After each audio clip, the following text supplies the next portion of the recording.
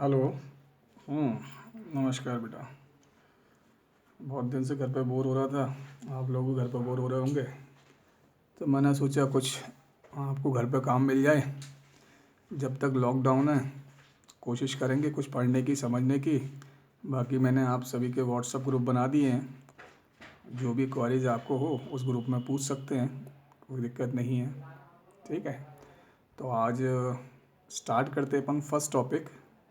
ये जो टॉपिक है 10 मार्क्स का है। फर्स्ट टॉपिक है accounting for not for profit organisation. Basically जितने भी बिजनेस होते हैं, ट्रेड करते हैं जो हम, उन सभी की ऑब्जेक्ट क्या होती है? प्रॉफिट अर्न करना। और जैसे कि इसके नाम से ही है, समझ में आ जाता है कि not for profit organisation. It means ऐसा ऑर्गेनाइजेशन जिसका ऑब्जेक्ट प्रॉफिट अर्न करना नहीं होता है। मीन्स, तो फर्स्ट वन मीनिंग देखते हैं इसका। Organization which are carry on with object of social welfare and its member is known as non-profit organization or non-profit organization or non-trading organization. Once again, organization which are carry on with object of social welfare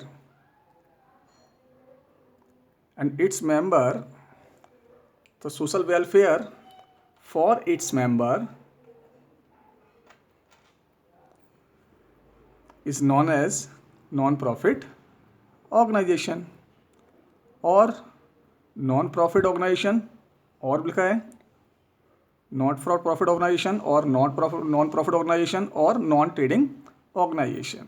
तो इसको not for profit organisation के नाम से भी जानते हैं, non profit organisation के नाम से भी जानते हैं और नॉन ट्रेडिंग ऑर्गेनाइजेशन नाम से। तो बेसिकली ऐसी ऑर्गेनाइजेशन जिसकी ऑब्जेक्ट प्रॉफिट अर्न करना नहीं होती, सोशल वेलफेयर होता है और अपने जो मेंबर हैं उनका वेलफेयर करना होता है, तो उनको बोलते हैं not for profit organisation. 11th class में हमने पढ़ा था accounting system. So there are 4 types of accounting system. First one single entry system, second one double entry system, and third one Indian system of accounting, and fourth one cash system of accounting. So non-profit organization adopted cash system of accounting. Cash system accounting means this one.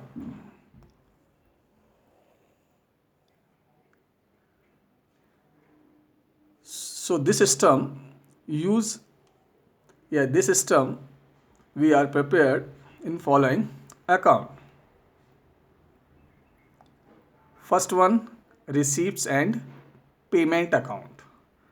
Receipts and payment account like prepare cash book, जो हमने 11th में भी prepare किया था. So cash book, all receipts entered in debit side and all payment entered in credit side. So first account prepare, which name is receipts and payment account, and second income and expenditure account. Income and expenditure account like prepare profit and loss account. So we are prepared in class 11th in double entry system, trading account, profit loss account and balance sheet. So income and expenditure account like prepare profit and loss account, and third account is balance sheet. Balance sheet is not an account, it is a statement. So we prepare in non-profit organization. First one, receipts and payment account, second one, income and expenditure account, and third one, balance sheet. So basically meaning of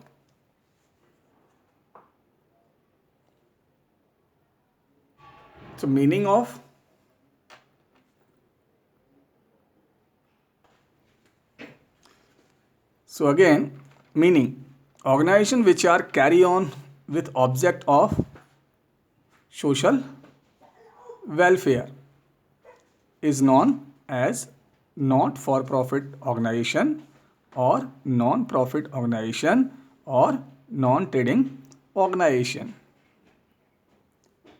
So types of accounting system, first one single entity system, double entity system, Indian system of accounting and cash system of accounting. So non-profit organization adopted cash system of accounting. In this system we are prepared following account. So first one, receipts and payment account. So it is like prepare cash book, all receipts entered in debit side and all payment entered in credit side. Second one, income and expenditure account. So it is like prepare profit and loss account. So all revenue, expenses and losses entered in debit side and revenue, income and profit entered in credit side. And finally balance sheets. So next, the first account prepare receipts and payment account. The first one, meaning of receipts and payment account. Account which are prepared by non-profit organization and professional person to knowing closing cash balance, like cash book prepared to knowing closing cash or bank balance. So receipts and payment account preparing to knowing closing cash and bank balances is known as receipts and payment account. In its account, receipts are shown in debit side and payment show in credit side, like cash book. बार बात कर रहा हूँ मैं like cash book इसलिए क्योंकि आपने 11th में कैश बुक प्रिपेयर किया हुआ है. So all receipts entered in debit side and all payment entered in credit side. So some term of non-profit organization, ये कुछ न्यू टर्म है तो ये सारे टर्म की मीनिंग समझेंगे क्योंकि नॉन प्रॉफिट ऑर्गेनाइजेशन को बेसिकली अमाउंट कहाँ से रिसीव होता है, कहाँ से उनको इनकम होती है. नॉन प्रॉफिट ऑर्गेनाइजेशन एक्चुअल में होते कौन से ऑर्गेनाइजेशन है, like library, club, hospital, charitable trust etcetera. इन सभी की ऑब्जेक्ट जो होती है वो क्या होता है, सोशल वेलफेयर या वेलफेयर ऑफ इट्स मेंबर. तो फर्स्ट टर्म है subscription. So subscription means amount which are received from the member periodically, like monthly, half yearly, yearly, for alive. His membership is known as subscription. Basically subscription member से भी लिया जाता है, कई बार non member भी subscription पे करते हैं. तो सब्सक्रिप्शन जो भी ऑर्गेनाइजेशन को रिसीव होता है वो मेंबर से भी होता है और नॉन मेंबर से भी.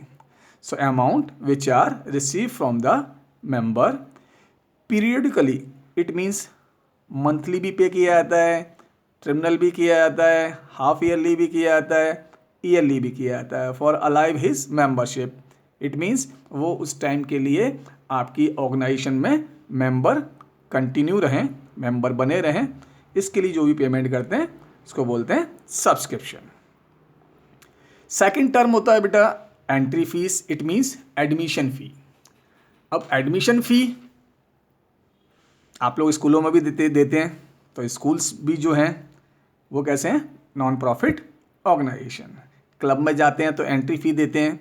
तो एंट्री फ़ी और admission fee, amount which are receive from the new member at the time of admission is known as entry fee.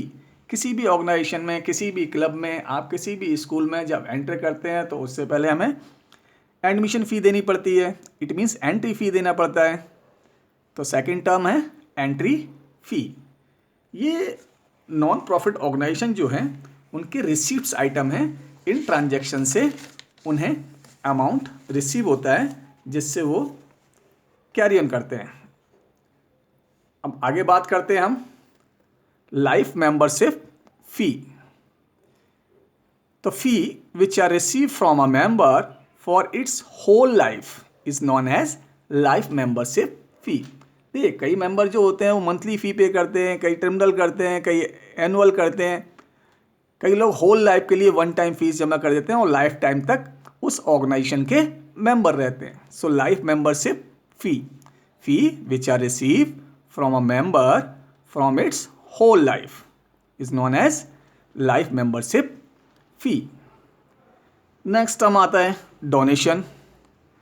So there are two types of donation. First one general donation and second one specific donation. So first one general donation. General donation which are received from a donor, not a specified purpose. Not a specified purpose is known as general donation. It means ऐसी donation जो किसी special purpose के लिए नहीं दी जाती है उसको हम बोलते हैं general donation. Second one specific donation या special donation. So donation which are receive from a donor for specific purpose. अगर स्पेसिफिक पर्पज के लिए कोई भी डोनेशन दी जाती है तो उसे बोलते हैं स्पेशल डोनेशन। क्लियर? कुछ टर्म ऐसे हैं जो आपने सुने हुए हैं, कुछ टर्म सुने हुए नहीं हैं, तो क्लियरली उन्हें ध्यान रखें, उनकी मीनिंग ध्यान रखें। ठीक है, नेक्स्ट वन बेटा लीगेसी। सो लीगेसी मीन्स क्या होते हैं? Amount received as donation by a not profit organisation under bill of a dead person. So amount receive as donation, amount received as a donation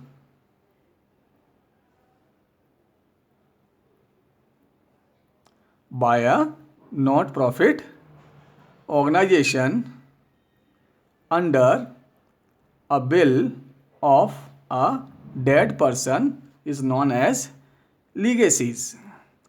It means अब bill का मतलब समझते हैं कि non profit organisation को कोई भी person bill लिख के, इट मीन्स वसीयत लिख के कोई भी प्रॉपर्टी डोनेट करता है उसको बोलते हैं हम लीगेसीज।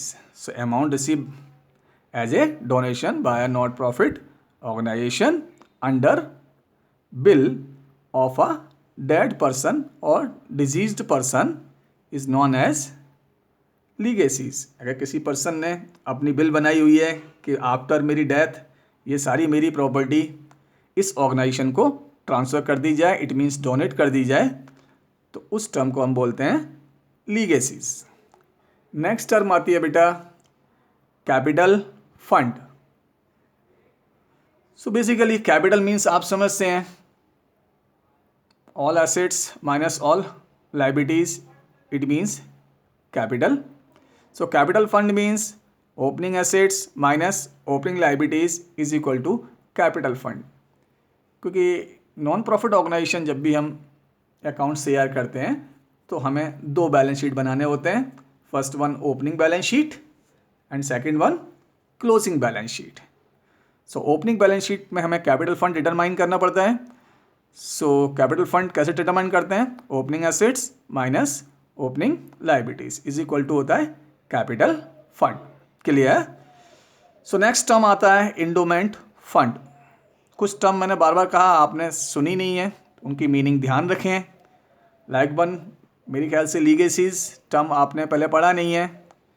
तो नॉन प्रॉफिट ऑर्गेनाइजेशन को जो भी अमाउंट डेड पर्सन की तरफ से अंडर अ बिल रिसीव होता है उसको बोलते हैं लीगेसीज।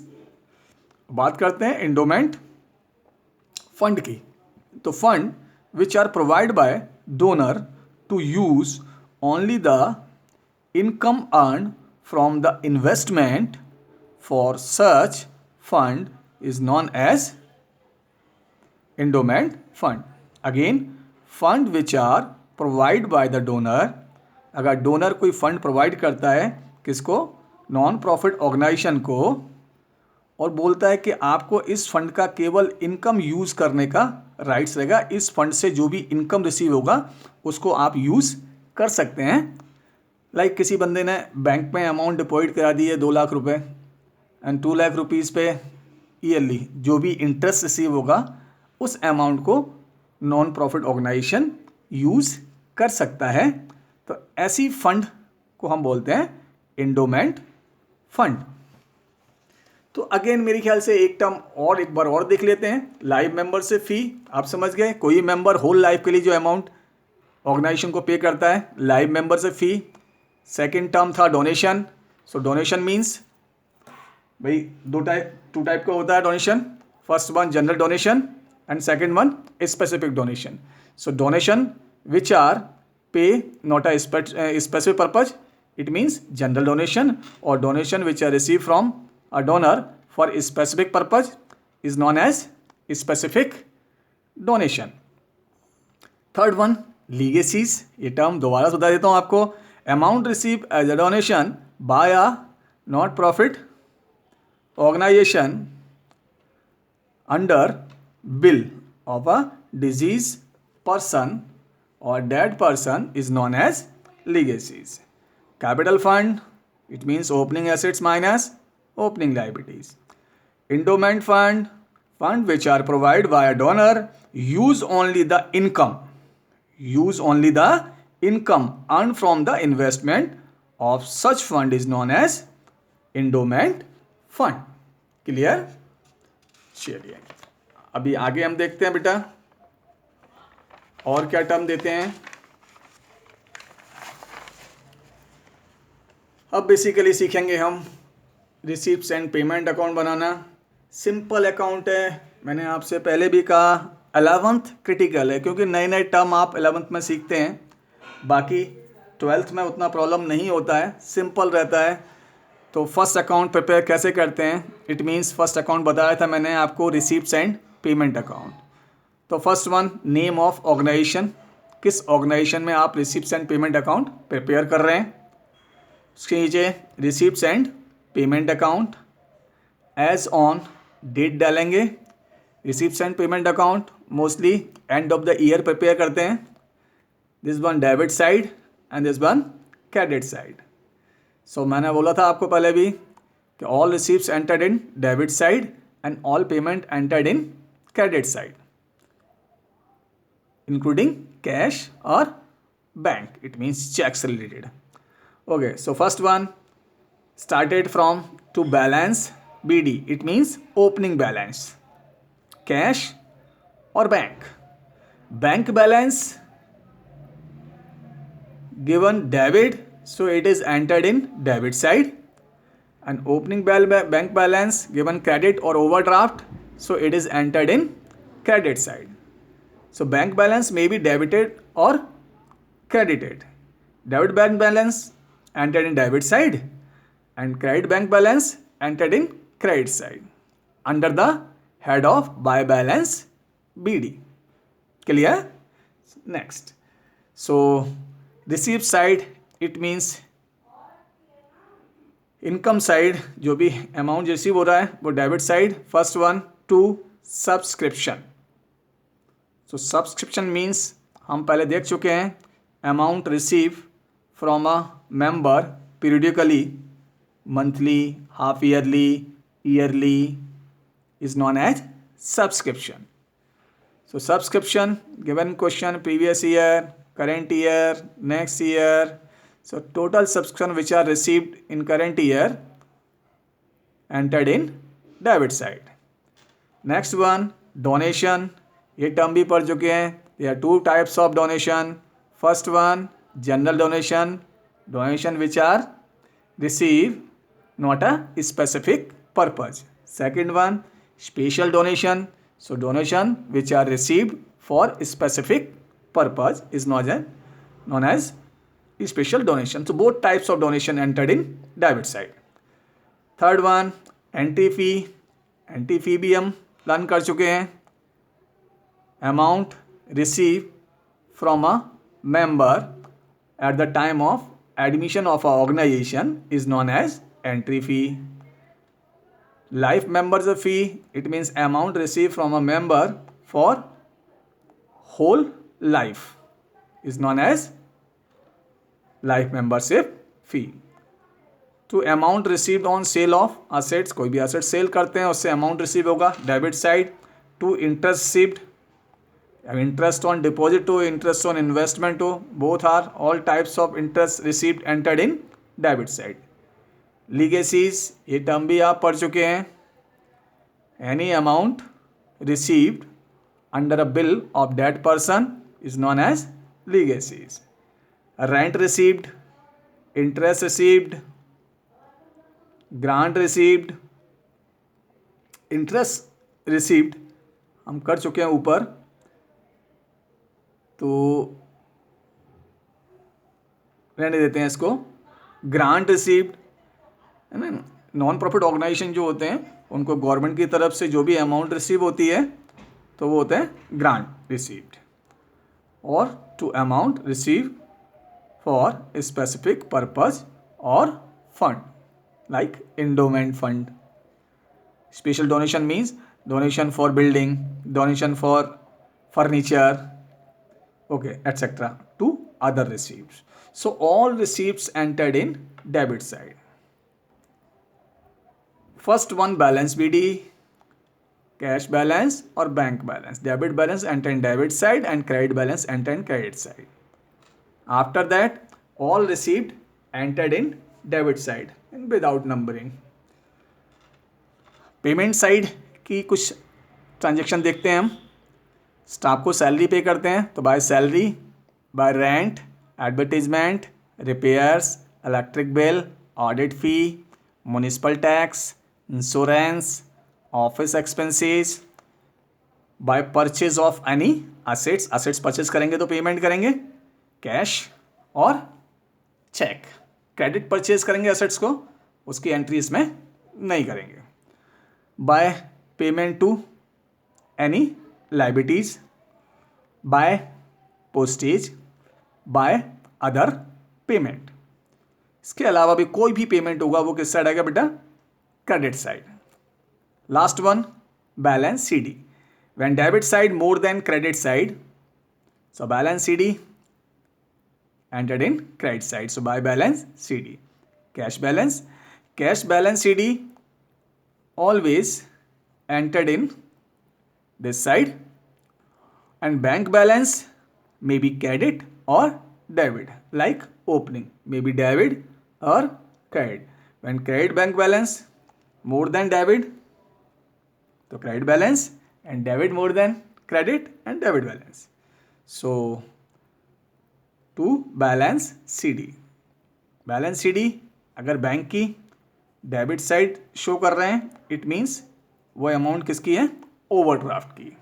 तो ये सिंपल सा फॉर्मेट है बेटा रिसिप्ट्स एंड पेमेंट अकाउंट का. मैंने कहा बहुत ही सिंपल है, आप करना चाहेंगे घर पे भी आराम से कर सकते हैं, क्योंकि मैं आपको जब बताऊंगा, आपको मालूम है जब मैं पढ़ाना स्टार्ट करता हूँ बिल्कुल बेस से ले करते हैं, और मेरे साथ आप चलते जाओगे तो आपको ये लगेगा ही नहीं कि सर के पास क्लास में पढ़ रहे हैं या घर पे पढ़ रहे हैं, है ना. पर कंटिन्यू डेली मेरा जो भी मैं आपको भेजता हूँ मटेरियल, उस मटेरियल को डेली देखें.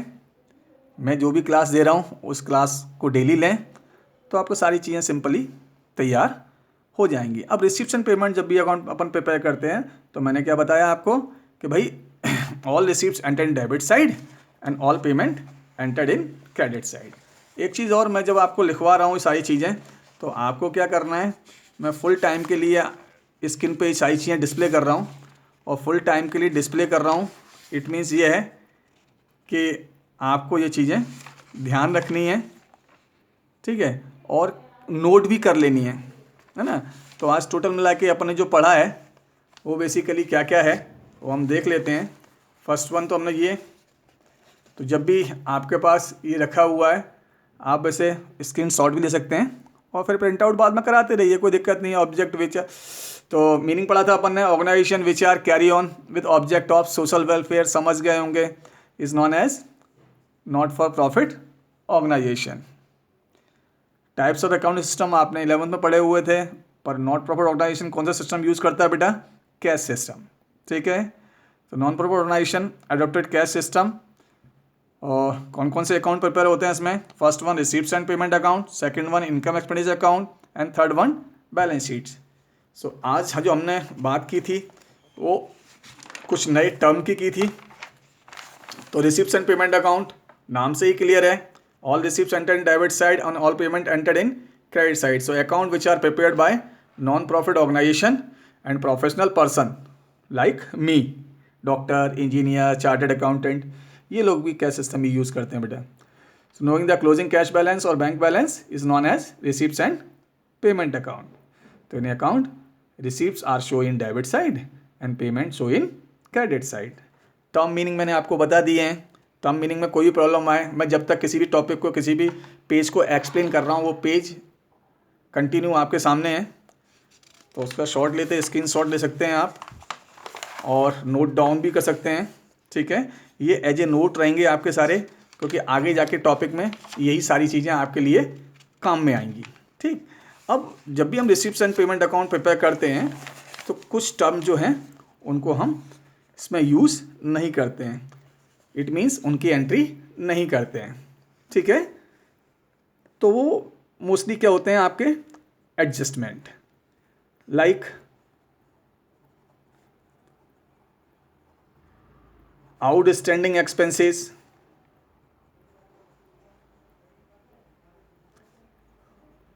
Earn income. अब outstanding expenses means expenses which are payable, ऐसी अमाउंट जो हमें अभी पे करनी है, पे किया नहीं है, तो उसकी entry receive and payment account में नहीं करेंगे। Second one earn income. Earn income means होता है receivable income. Receivable income means ऐसी इनकम जो हमें अभी रिसीव होनी है, तो उसकी एंट्री भी रिसीव्स एंड पेमेंट अकाउंट में हम नहीं करते हैं। Third one depreciation. तो मैंने आपको बताया था all receives entered in debit side and payment entered in credit side.